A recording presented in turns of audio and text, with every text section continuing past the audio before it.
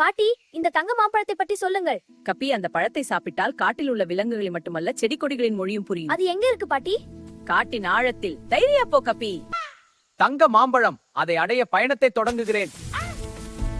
தங்க மாம்பழம் இருக்கும் இடத்திற்கு செல்ல 3 தடைகளை தாண்ட வேண்டும்.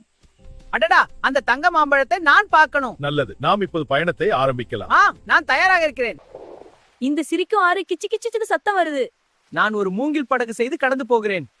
போகலாம். வா, சிரிக்கும் ஆறு.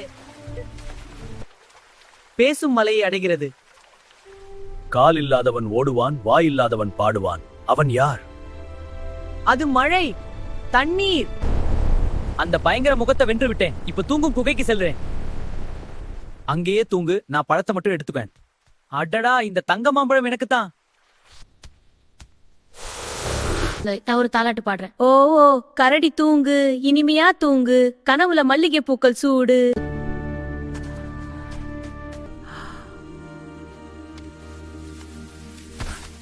ஒரு பழத்தை சாப்பிட்டால் எனக்கு மட்டும்தான் அறிவு வளரும். ஆனால் இதை நட்டு வைத்தால் ஊருக்கே அறிவு கிடைக்கும். சில ஆண்டுகளில் அந்த காடே தங்க மாம்பழங்களால் நிறைகிறது. குரங்கு இப்போது காட்டின் ராஜாவாக அல்ல, காட்டின் ஆசிரியராக மாறுகிறது.